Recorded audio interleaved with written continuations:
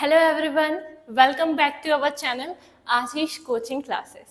In this series of geography, our today's topic is Jovian planets. Last class में हमने terrestrial planets या inner planets को देखा था। आज की क्लास में हम जोवियन प्लैनेट्स, जिसे हम आउटर प्लैनेट्स के नाम से भी जानते हैं, उनके बारे में कुछ फैक्ट्स को देखेंगे। तो सबसे पहले स्टार्ट करते हैं हम जुपिटर से, क्योंकि आपको पता है कि जो आउटर प्लैनेट्स हैं उनका जो हेड है या लीडर है वो जुपिटर ही है। इसी के कैरेक्टर से मिलते जुलते हुए कैरेक्टर के कारण ही हम इन सारे प्लैनेट्स को आउटर प्लैनेट्स या जोवियन प्लैनेट्स के नाम से जानते हैं। जोवियन ये जो नाम रखा गया है ये जुपिटर से ही रिलेट करके रखा गया है। तो हमारे जोवियन प्लैनेट का जो सबसे फर्स्ट प्लैनेट है वो है जुपिटर। ठीक है, ये हमारे सोलर सिस्टम का सबसे बड़ा प्लैनेट है, बिगेस्ट प्लैनेट है। ठीक है, और इसके बारे में काफी सारे इंपॉर्टेंट फैक्ट्स हैं जो आज हम इस क्लास में देखने वाले हैं। सबसे पहले हम देखते हैं ऑर्बिटल पीरियड, यानी ये जो जुपिटर है ये सन का एक रिवॉल्यूशन करने में कितना समय लगाता है। तो इसका ऑर्बिटल पीरियड है 12 ईयर्स, यानी अर्थ का जो 12 साल होता है वो जुपिटर का 1 साल के बराबर है, 1 ईयर के बराबर होता है। ठीक है, नेक्स्ट हम देखते हैं डिस्टेंस फ्रॉम द सन। सन से जुपिटर की दूरी कितनी है, तो ये 778.5 मिलियन किलोमीटर दूर है। ये जो है ये हमारे सोलर सिस्टम का 5th प्लैनेट है अगर हम सन के साइड से डिस्टेंस में काउंट करते हैं। तो इसकी जो दूरी है ये 778.5 मिलियन किलोमीटर है। और लेंथ ऑफ अ डे, एक दिन कितने समय का होता है, तो इसका एक दिन 9 आवर एंड 56 मिनट कम होता है। दैट मीन्स ये कि लगभग हम इसे 9.5 बोल सकते हैं, या लगभग हम इसे 10 बोल सकते हैं। ठीक है, 10 सही रहेगा, या फिर 9:50। तो हमारा जो अर्थ का 9 घंटे एंड 56 मिनट होता है वो जुपिटर का एक दिन होता है। ठीक है, या मैं बोलूं सोलर सिस्टम में हमारा जो सबसे फास्टेस्ट प्लैनेट है जो अपना एक रोटेशन काफी कम समय में पूरा करता है वो है जुपिटर। जुपिटर अपना एक रोटेशन कंप्लीट करने में सबसे कम समय लगाता है। लेंथ ऑफ अ डे देखते हैं इसका, हाँ हमने देख लिया length of a day 9 our and 56 minute. इसके बाद है रेडियस। इसका जो रेडियस है, जुपिटर का रेडियस है 69,911 किलोमीटर।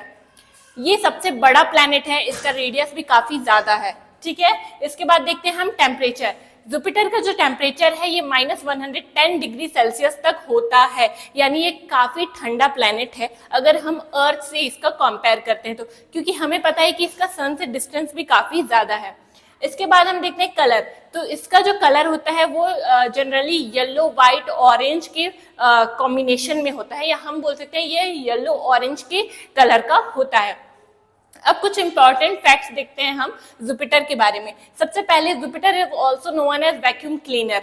वैक्यूम क्लीनर ये क्यों कहा जाता है, तो हमने देखा था कि मार्स और जुपिटर के बीच में काफी सारे एस्ट्रॉइड्स पाए जाते हैं, या एस्ट्रॉइड बेल्ट प्रेजेंट होता है। जब भी ये एस्ट्रॉइड सन की ग्रेविटी से, मान लीजिए अगर हमारे साइड अट्रैक्ट होता है, दैट मीन्स अगर वो अर्थ के साइड आता है, तो इससे बाकी प्लैनेट को या हमारे अर्थ को काफी ज्यादा नुकसान हो सकता है। तो जो जुपिटर है ये काफी बड़ा प्लैनेट है, सबसे बड़ा बिगेस्ट प्लैनेट है। इसकी ग्रेविटी भी काफी ज्यादा होती है। अपनी इसी ग्रेविटी के कारण ये जितने भी एस्ट्रॉइड्स हैं, जो छोटे एस्ट्रॉइड्स हैं, इनको वो क्या करता है, अपने साइड अट्रैक्ट कर लेता है। इस तरीके से वो अर्थ या अदर जो प्लैनेट्स होते हैं उनको बचाता है। ठीक है, उन पर एस्ट्रॉइड या मेटियोर्स या फिर उल्का पिंड गिरने से बचाता है। ये सारे छोटे छोटे एस्ट्रॉइड्स को अपने साइड खींच लेता है, इसी कारण इसे वैक्यूम क्लीनर के नाम से भी जाना जाता है। अब हम देखते हैं Jupiter has 95 officially recognised moons. Jupiter के पास ऑफिशियली 95 मून्स प्रेजेंट हैं। ठीक है, जैसे आप जानते हो कि अर्थ पे केवल हमारा एक ही सिंगल मून है, इसी तरीके से जुपिटर पे टोटल 95 नेचुरल सैटेलाइट्स पाए जाते हैं जो अभी तक हम जानते हैं। इसके बाद है जुपिटर हैज फेंटेड रिंग्स। माना जाता है कि जुपिटर के पास भी एक रिंग है जो काफी ज्यादा फेंटेड है, यानी अच्छे से दिखाई नहीं देता है। ठीक है, या फिर कभी था, अभी प्रेजेंट नहीं है। Jupiter has no land and only planet with no ice. ठीक है, जुपिटर पे कोई भी लैंड नहीं है, ये गैस का गोला है, क्योंकि आपको पता है आउटर प्लैनेट्स रॉकी नहीं होते हैं। आउटर प्लैनेट्स केवल गैस के गोले होते हैं, या गैस से ही ये बने होते हैं, और ये इकलौता प्लैनेट है, या हम बात करें आउटर प्लैनेट्स में जितने भी ये सब आइसी प्लैनेट्स है, बट ये जो प्लैनेट है इसमें कोई भी आइस नहीं पाया जाता है, इसमें बर्फ का नामो निशान नहीं है। इसके बाद हम देखते हैं Jupiter's moon. Ganymede is the biggest satellite in our solar system. Jupiter के पास 95 मून्स में एक मून है जो इसका सबसे बड़ा मून है, जिसे हम गैनमाइड बोलते हैं। ये गैनमाइड केवल जुपिटर का ही बड़ा मून नहीं बल्कि हमारे पूरे सोलर सिस्टम का सबसे बड़ा सैटेलाइट है। लास्ट क्लास में हमने देखा था कि मार्स के पास जो सैटेलाइट डेमोस था ये सबसे छोटा सैटेलाइट था, जबकि जुपिटर के पास जो गैनमाइड है ये हमारा सोलर सिस्टम का सबसे बड़ा सैटेलाइट है। तो इस तरीके से काफी ज्यादा इंपॉर्टेंट फैक्ट्स हैं जो जुपिटर के बारे में हम जान सकते हैं। इसके अलावा इसका जो 12 ईयर कंप्लीट होता है, तो आपने देखा है हमारे यहाँ कुंभ के मेले, ये सारी चीजें, बहुत शुभ काम जो होते हैं 12 साल में होते हैं, क्योंकि ये माना जाता है कि बृहस्पति जब अपना एक 1 ईयर कंप्लीट करता है तो वो बहुत शुभ मुहूर्त होता है। तो 12 साल में जो कुंभ आता है वो उसको काफी ज्यादा शुभ माना जाता है। तो इस तरीके से काफी ज्यादा यहाँ पे फैक्ट्स है जो हम जान सकते हैं। अर्थ की काफी सारी चीजें, अगर आप धार्मिक चीजें देखें तो वो काफी ज्यादा जुपिटर पे डिपेंड करती हैं। तो ये कुछ ऐसी चीजें थी जो हम जुपिटर के बारे में जान सकते थे। नेक्स्ट जोवियन प्लैनेट जो है ये है सैटर्न। अब हम बात करते हैं सैटर्न के बारे में। सैटर्न जो है ये हमारे सोलर सिस्टम का 6th प्लैनेट है जो जुपिटर के बाद आता है। तो इसका जो ऑर्बिटल पीरियड है ये है 29.4 ईयर्स। जो अर्थ का 29.4 ईयर्स होता है ये सैटर्न के 1 साल के बराबर होता है। बात करते हैं डिस्टेंस फ्रॉम द सन की, तो इसकी दूरी है 1.434 बिलियन किलोमीटर। यानी आप बोल सकते हैं कि ये 6th प्लैनेट है, तो सन से इसकी दूरी भी बढ़ते जाएगी। जैसे हमने अभी जुपिटर का देखा, इससे पहले मार्स का देखा। तो जैसे जैसे डिस्टेंस बढ़ रहा है, जैसे जैसे इनकी दूरियां बढ़ रही हैं, तो डिस्टेंस ऑब्वियसली बढ़ेगा ही। तो यहाँ पे 1.434 बिलियन किलोमीटर जो है सैटर्न का डिस्टेंस है सन से। फिर है लेंथ ऑफ अ डे, एक दिन कितने समय का होता है। तो इसका जो एक दिन होता है ये 10 आवर एंड 34 मिनट का होता है, ठीक है। यानी अर्थ का 10 घंटे, ठीक है, 10 घंटे इसका एक दिन बनाता है। 10.5 घंटे अप्रॉक्स हम बोल सकते हैं कि अर्थ के 10.5 घंटे या 10 आवर एंड 34 मिनट सैटर्न का एक दिन के बराबर होता है। फिर है इसके रेडियस। इसका जो रेडियस है, क्योंकि ये सेकंड बिगर प्लैनेट है, ये सेकंड बिगेस्ट प्लैनेट है, तो इसका जो रेडियस है ये 58,232 किलोमीटर होता है। टेम्परेचर की बात करें तो इसका जो टेम्परेचर है ये जुपिटर से थोड़ा कम होता है, जुपिटर से भी कम होगा, क्योंकि डिस्टेंस बढ़ने के साथ साथ टेम्परेचर भी घटता है जितना, क्योंकि हमारे सोलर सिस्टम में स्टार है जो सबको क्या करता है, हीट प्रोवाइड करता है। तो दूरी जैसे जैसे बढ़ते जाएगी वैसे ही टेम्परेचर डिक्रीज होते जाएगा। तो इसका जो टेम्परेचर है ये -178 डिग्री सेल्सियस होता है। इसके बाद बात करते हैं कलर की। इसका जो कलर है ये येलो ब्राउन कलर का होता है, ब्राउनिश कलर होता है इसका, और इसके पास रिंग्स प्रेजेंट होते हैं जो इसे सबसे स्पेशल बनाते हैं हमारे सोलर सिस्टम में। तो अप्रॉक्स इसके पास 7 रिंग्स होते हैं जो इसके मेन रिंग्स हैं, ठीक है। अब देखते हैं सैटर्न हैज 146 मून्स, 146 मून्स, यानी हमारे पूरे सोलर सिस्टम में सबसे ज्यादा जिसके पास मून है, सबसे ज्यादा जिसके पास नेचुरल सैटेलाइट्स है वो सैटर्न ही है। इसके पास अभी तक हमें जितना पता है 146 मून्स प्रेजेंट है। Saturn is gas giant and has 7 rings. Saturn एक गैस जायंट है, गैस का बना हुआ है, और इसके पास 7 रिंग्स पाए जाते हैं। 7 इसके मेन रिंग्स हैं, और बाकी ऐसे बोले तो आप इसके पास मैनी रिंग्स प्रेजेंट है। ये जो रिंग्स हैं ये इसके जो सैटेलाइट्स है जो सैटर्न के पास इसकी ग्रेविटी के कारण आ रहे थे, या फिर आप बोलो कि जो एस्ट्रॉइड्स को इसने अपनी तरफ अट्रैक्ट किया था अपनी ग्रेविटी से, ये एस्ट्रॉइड्स आते आते या फिर ये सैटेलाइट्स जो इसके हैं ये टूट गए हैं, और टूटने के बाद इनकी सैटर्न की ग्रेविटी के कारण ये सैटर्न के ही आसपास छल्ले के रूप में घूमते रहते हैं, ठीक है। और ये रिंग देखने में काफी सुंदर लगता है, इसलिए हम इसे सबसे ज्यादा सुंदर प्लैनेट भी बोलते हैं अपने सोलर सिस्टम का। Saturn has a moon bigger than mercury. Saturn के पास एक मून है जो मरकरी से भी ज्यादा बड़ा है, ठीक है। तो हमने देखा था मरकरी क्या है, हमारा पूरे सोलर सिस्टम का सबसे छोटा प्लैनेट है। अगर सैटेलाइट की बात करें तो सैटर्न और जुपिटर के पास काफी ज्यादा सैटेलाइट्स हैं, और इनके सैटेलाइट्स मरकरी से भी ज्यादा बड़े हैं। Winds around the equator of Saturn can be 1800 kilometre per hour. अगर हम यहाँ के विंड की बात करें, हवा यहाँ पे बहुत ज्यादा विंडी क्या होता है, एटमॉस्फेयर होता है। तो अगर यहाँ के इक्वेटर की बात करें, यहाँ इसके इक्वेटर के पास जो विंड्स होते हैं वो लगभग 1800 किलोमीटर पर आवर की स्पीड से रहते हैं। इसका मतलब है आप सैटर्न पे कभी खड़े नहीं रह सकते। खड़े तो छोड़िए, आप ये गैस का एक गोला है तो आप ऐसे भी इसके पास खड़े नहीं रह सकते। अर्थ पे हमारा जो सबसे ज्यादा हाईएस्ट विंड्स का जो स्पीड डिनोट किया गया है, ये अप्रॉक्स 470 किलोमीटर पर आवर की स्पीड को नोट किया गया है, जबकि यहाँ पे 1800 किलोमीटर पर आवर की स्पीड से हवाएं चलती हैं। तो सोचिए आपका क्या होगा वहां पे। ठीक है, अब देखते हैं Saturn is the 6th planet from the sun and the second largest planet in our solar system. Saturn जो है ये सन की दूरी से 6th प्लैनेट है और हमारे सोलर सिस्टम का ये सेकंड सबसे बड़ा प्लैनेट है जुपिटर के बाद। ठीक है, तो इस तरीके से हमने सैटर्न की भी काफी सारे इंपॉर्टेंट फैक्ट्स को देखा। अब जो हमारा नेक्स्ट प्लैनेट है वो है यूरेनस। यूरेनस हमारे सोलर सिस्टम में सन की डिस्टेंस के साइड से 7th प्लैनेट है। यूरेनस ब्लू कलर का, ग्रीन ब्लूइश कलर का ये प्लैनेट है, जो सबसे ज्यादा ठंडा प्लैनेट या सबसे कोल्डेस्ट प्लैनेट जिसे आप बोल सकते हैं। देखते हैं इसका ऑर्बिटल पीरियड जो है ये 84 ईयर्स है, यानी अर्थ पे 84 ईयर्स इसके 1 ईयर के बराबर होता है। Distance from the sun 2.871 billion kilometre. जैसे जैसे दूरी बढ़ते जाती है वैसे ही डिस्टेंस भी बढ़ेगा। मतलब सन के साइड से आप जब 7th पोजीशन पे जा रहे हो तो डिस्टेंस तो बढ़ेगा ही। तो इसकी जो डिस्टेंस होती है 2.871 बिलियन किलोमीटर। इसके बाद देखते हैं लेंथ ऑफ अ डे। इसका एक दिन 17 आवर एंड 14 मिनट के बराबर होता है, यानी हमारे अर्थ के 17 आवर एंड 14 मिनट इसके एक दिन के बराबर होते हैं। इसके बाद है रेडियस। इसका जो रेडियस है 25,362 किलोमीटर है। ठीक है, इसके बाद हम बात करते हैं टेम्परेचर की। तो जैसे डिस्टेंस बढ़ेगा टेम्परेचर डिक्रीज होगा, आपको मैंने बताया। तो इसका जो टेम्परेचर है ये सैटर्न से भी कम है, यानी -195 डिग्री सेल्सियस इसका टेम्परेचर है और ये हमारे सबसे कोल्डेस्ट प्लैनेट आप इसको बोल सकते हैं। इसका रीजन मैं आपको आगे बताने वाली हूँ।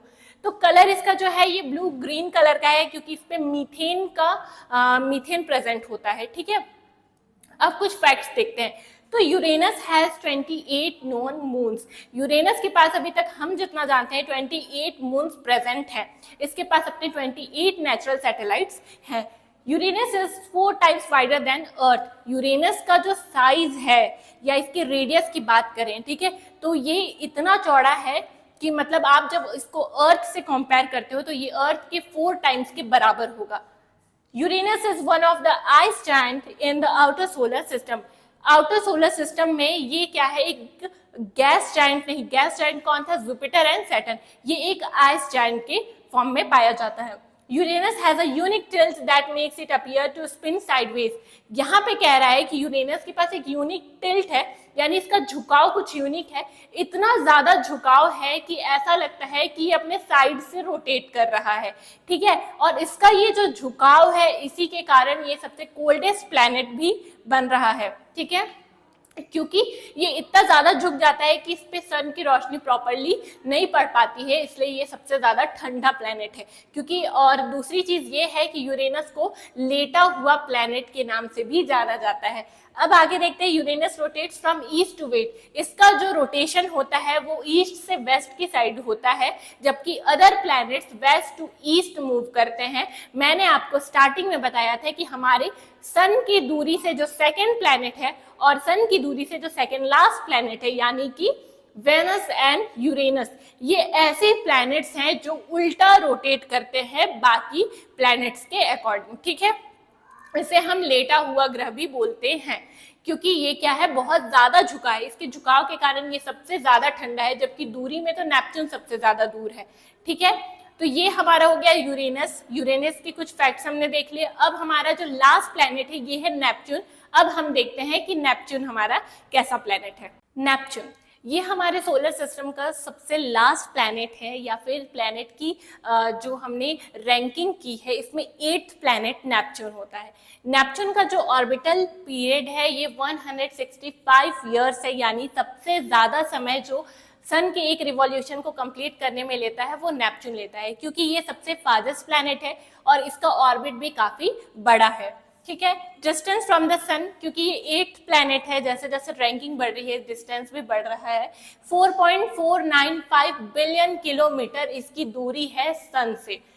लेंथ ऑफ अ डे एक दिन यहाँ पे 16 आवर एंड 6 मिनट में कंप्लीट होता है। यानी हमारे अर्थ पे 16 आवर एंड 6 मिनट का समय जो होता है ये नेपच्यून का एक दिन का समय होता है। हमने इन आउटर प्लैनेट्स में देखा जो जुपिटर था ये सबसे ज्यादा जल्दी अपना क्या कर रहा था, रोटेशन कंप्लीट कर रहा था। ठीक है, इसके बाद हम देखते हैं रेडियस। इसका जो रेडियस है 24,622 किलोमीटर है। यानी ये भी हमारे अर्थ के रेडियस से या अर्थ के जो चौड़ाई है इससे 4 टाइम्स ज्यादा है। टेम्परेचर देखते हैं, टेम्परेचर इसका -200 डिग्री सेल्सियस है, -200 डिग्री सेल्सियस।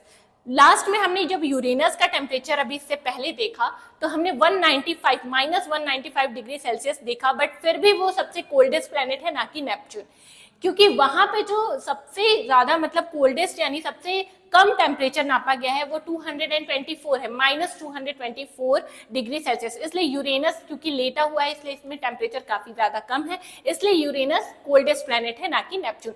तो नेपच्यून पे टेम्परेचर अप्रॉक्स -200 डिग्री सेल्सियस पाया जाता है। कलर की बात करें ये लाइट ग्रीनिश ब्लू कलर का होता है क्योंकि इसमें मीथेन प्रेजेंट होता है। अब कुछ फैक्ट्स देखते हैं, जैसे नेपच्यून हैज 16 मून्स। नेपच्यून के पास हम जितना जानते हैं 16 मून्स अभी प्रेजेंट हैं।